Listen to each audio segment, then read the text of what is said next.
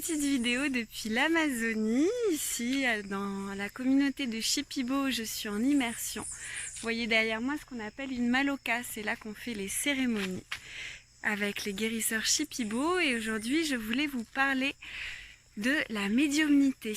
Qu'est-ce que c'est qu'être médium? Comment ça se développe? Et est-ce que tout le monde peut y arriver? Bref, un petit peu un guide pratique d'utilisation et d'explication à ma manière, bien entendu.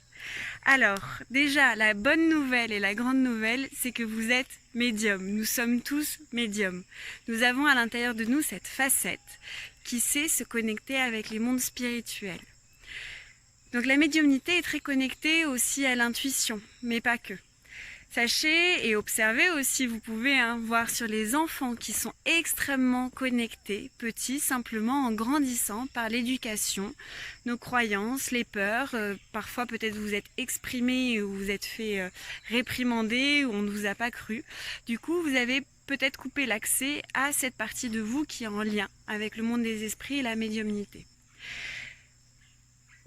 Si vous êtes, comme moi, avec une tête et un cerveau, jusque-là, je pense qu'on est à peu près pareil. Vous avez deux hémisphères cérébraux, le cerveau gauche et le cerveau droit. Votre cerveau gauche, c'est celui qui permet de fonctionner dans le monde de la matière, de rationaliser, de s'organiser, etc. Et le cerveau droit, c'est le cerveau de la créativité. C'est par lui que passe la connexion avec le monde spirituel, mais aussi l'intuition. Et donc, à partir du moment où vous avez votre hémisphère cérébral, vous avez aussi cette intuition et cette médiumnité. Donc en fait, c'est pas vraiment négociable. De toute façon, vous avez cette facette de médium à l'intérieur de vous. Comment le développer? La médiumnité, si vous voulez, c'est un petit peu comme un muscle au final. Certains font du muscle plus facilement. Certains donc du coup sont en contact avec leur facette de médium plus facilement et d'autres doivent s'entraîner.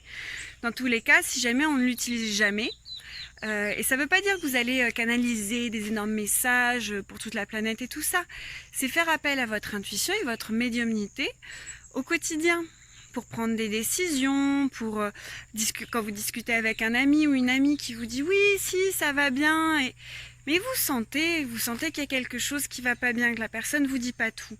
C'est dans ces moments-là aussi qu'on peut utiliser notre médiumnité. C'est pas juste pour discuter avec les âmes qui sont plus incarnées sur Terre. C'est surtout, en tout cas moi je le vois comme ça, ici dans notre quotidien pour essayer d'être un meilleur humain, plus à l'écoute, plus dans l'amour, la bienveillance, la compassion.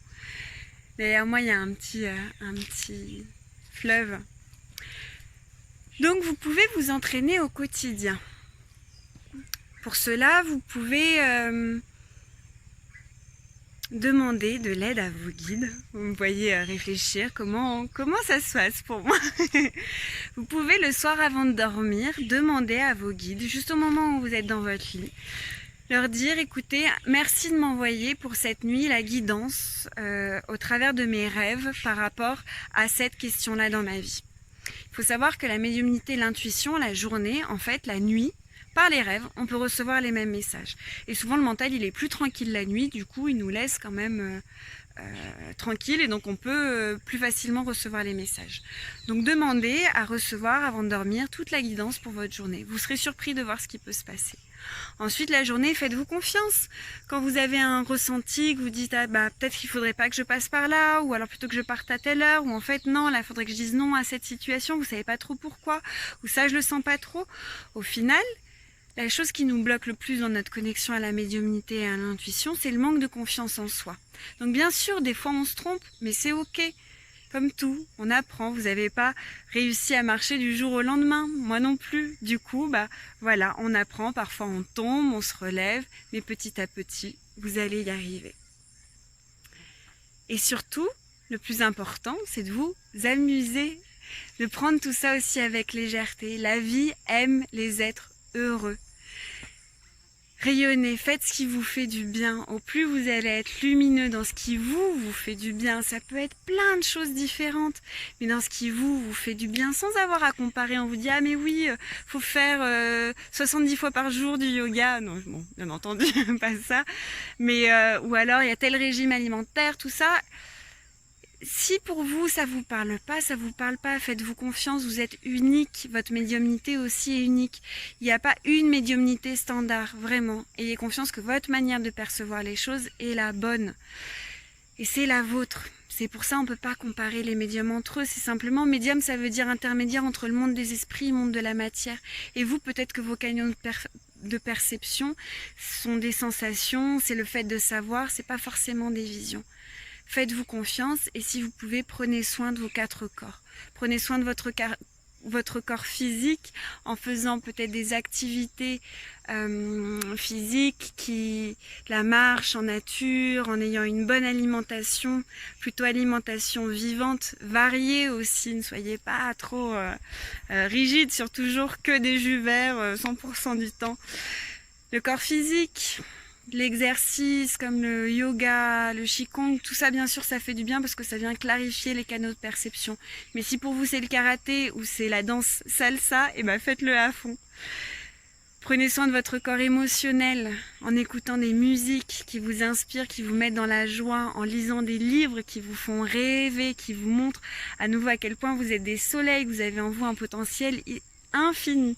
Prenez soin de votre corps mental. Le mental, c'est nos croyances, c'est nos névroses, c'est notre ego. Et pour ça, travailler avec un psychothérapeute, c'est excellent.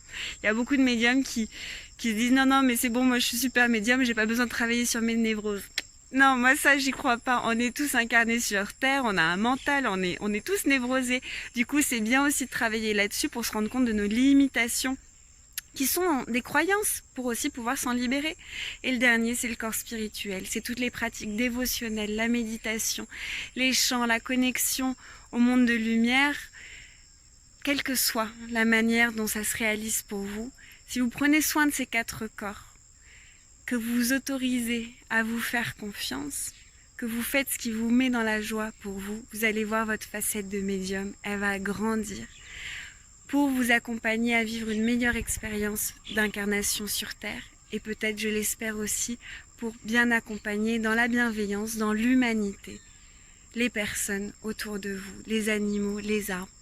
Puisqu'être médium, ça ne veut pas forcément dire faire des consultations pour tout le monde, mais c'est pouvoir être là, dans le cœur, disponible, à l'écoute de ceux qui ont besoin qu'on leur tende un petit peu la main, de ceux qui ont besoin qu'on les guide, qu'on les aime un petit peu parce qu'ils sentent tout seuls, qu'on les prenne dans nos bras, ou qu'on soit là pour rappeler que la vie est belle, qu'elle nous aime et qu'elle est à nos côtés. Passez une belle journée, croyez en vous, vous êtes des magnifiques soleils.